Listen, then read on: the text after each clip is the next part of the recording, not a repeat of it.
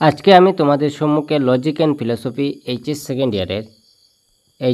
ইয়ারের logic and philosophy সাবজেক্টের ঠিক আছে যে প্রকল্প চ্যাপ্টার নাম্বার 3 এই প্রকল্প চ্যাপ্টারের ইম্পর্টেন্ট কোয়েশ্চন নিয়ে তোমাদের সম্মুখে ডিসকাস করব এবং এখানে যতগুলি ইম্পর্টেন্ট কোয়েশ্চন আমি তোমাদেরকে দেব তোমরা কিন্তু সেখান থেকে 15 আউট অফ 15 মার্ক পাবে।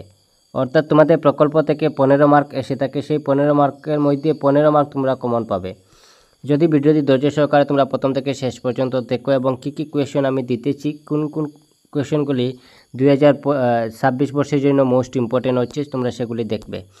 তো প্রথম 2 মার্কের কোয়েশ্চনের মধ্যে প্রথম কোয়েশ্চনটি তোমরা হচ্ছে প্রকল্পের সংজ্ঞা দাও, ডিফাইন হাইপোথিস। এটা কিন্তু 2021 এসেছিল। কার্যকরী প্রকল্প কাকে বলে, what is a working of hypothesis. এটা 2012, 15, 18, 20, 22, 24 এটা কিন্তু মোস্ট ইম্পর্টেন্ট 2026 জন্য। অস্তিত্বশীল কারণ বলিতে কি বুঝো অথবা বাস্তব কারণ কাকে বলে। What is mean by an existence cause, what is a real cause. যেটা এই নোটসগুলি হচ্ছে ইংলিশ মিডিয়াম এবং বেঙ্গলি মিডিয়ামের জন্য। তারপরে যদি এগুলি তোমাদের সলিউশন প্রয়োজন হয়, আনসার প্রয়োজন হয়, কীভাবে আনসার পাবে তাও আমি বলে দিচ্ছি। কোয়েশ্চেন নাম্বার 4 হচ্ছে প্রকল্পের ভবিষ্যৎবাণী করার ক্ষমতা বলিতে কি বুঝো। What is mean by the predictive power of a hypothesis. তো এটা 2024 এসেছিলো, এটা কিন্তু ইম্পর্টেন্ট কোয়েশ্চেন। তো এর আগে আমি দেখিয়ে দিই ইম্পর্টেন্ট কোয়েশ্চেনগুলি আমি কোথা থেকে তোমাদেরকে দিচ্ছি। যেটি হচ্ছে success model question answer bag থেকে দ্বাদশ শ্রেণীর জন্য সাজেশন তৈরি করা হয়েছে তর্কবিজ্ঞান এবং দর্শন।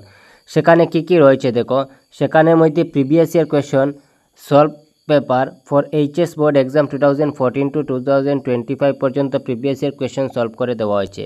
এবং আর কি দেওয়া রয়েছে, available short question from all chapter. Short question প্রতিটি চ্যাপ্টার থেকে শর্ট কোয়েশ্চন বেছে দেওয়া হয়েছে।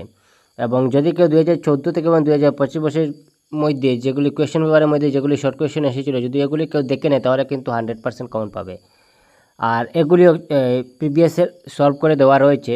তারপরে most important question from all chapter are now available. প্রতিটি চ্যাপ্টার থেকে ইম্পর্টেন্ট কোয়েশ্চন তোমাদের বাছাই করে দেওয়া হয়েছে, তোমরা এই বইয়ের মধ্যে পেয়ে যাবে। যদি এই বইটি তোমাদের প্রয়োজন হয় তাহলে তোমরা অবশ্যই আমাকে কমেন্ট বক্সে জানিয়ে দেবে। তাছাড়া আমরা ডেসক্রিপশন বক্সে আমার নাম্বার দেওয়া রয়েছে, তোমরা যোগাযোগ করবে।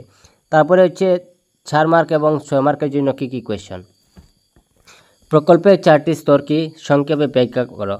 What are the 4 stage of a hypothesis, explain briefly. তো এটা এসেছিলো 24, এটাও কিন্তু ইম্পর্টেন্ট কোয়েশ্চন। প্রকল্পের প্রকৃতি আলোচনা করো, এটা কিন্তু 23, এটা কিন্তু 25 এসে গেছে, এরপরে তোমরা দেখে নিতে পারো। তারপরে হচ্ছে কোয়েশ্চেন নাম্বার 3, বৈধ প্রকল্পের শর্তগুলি কী কী, most important question. What are the condition for a valid hypothesis. তারপরে কোয়েশ্চেন নাম্বার 4, এটা কিন্তু বহুত ইম্পর্টেন্ট কোয়েশ্চন। এলএস টেবিংয়ের মধ্যে বিভিন্ন প্রকারের প্রকল্পগুলি কী কী, উদাহরণ সহ ব্যাখ্যা করো। According to LS Stebbing what are the different type of hypothesis, explain with example. তারপরে প্রকল্পের বিভিন্ন প্রকারগুলি কী কী, উদাহরণ সহ ব্যাখ্যা করে, এটাও কিন্তু important question. What are the different types of hypothesis. তারপরে কোয়েশ্চেন নাম্বার 6, চরম দৃষ্টান্ত বলিতে কি বুঝো অথবা নির্ণায়ক পরীক্ষণ কাকে বলে অথবা পরীক্ষণমূলক নির্ণায়ক দৃষ্টান্ত বলিতে কি বুঝো। What is meant by crucial instance or what is a crucial experiment or what is meant by an experimental crucial instance। তো এটা কিন্তু ইম্পর্টেন্ট কোয়েশ্চন। তো এই কোয়েশ্চনগুলি যদি তোমরা দেখে নাও তাহলে প্রকল্প চ্যাপ্টার থেকে আর তোমাদের কোনো বই থাকবে না, তোমরা 15 আউট অফ 15 পাবে। এবং যদি এই বইটিও প্রয়োজন হয় সেটা তোমরা অবশ্যই আমাকে কমেন্ট বক্সে জানিয়ে দেবে। তো তোমাদের কোন কোন চ্যাপ্টারের ইম্পর্টেন্ট কোয়েশ্চন প্রয়োজন হবে তোমরা অবশ্যই আমাকে জানিয়ে দেবে, আমি সেই চ্যাপ্টারের ইম্পর্টেন্ট কোয়েশ্চনগুলি নিয়ে তোমাদের সম্মুখে হাজির হব।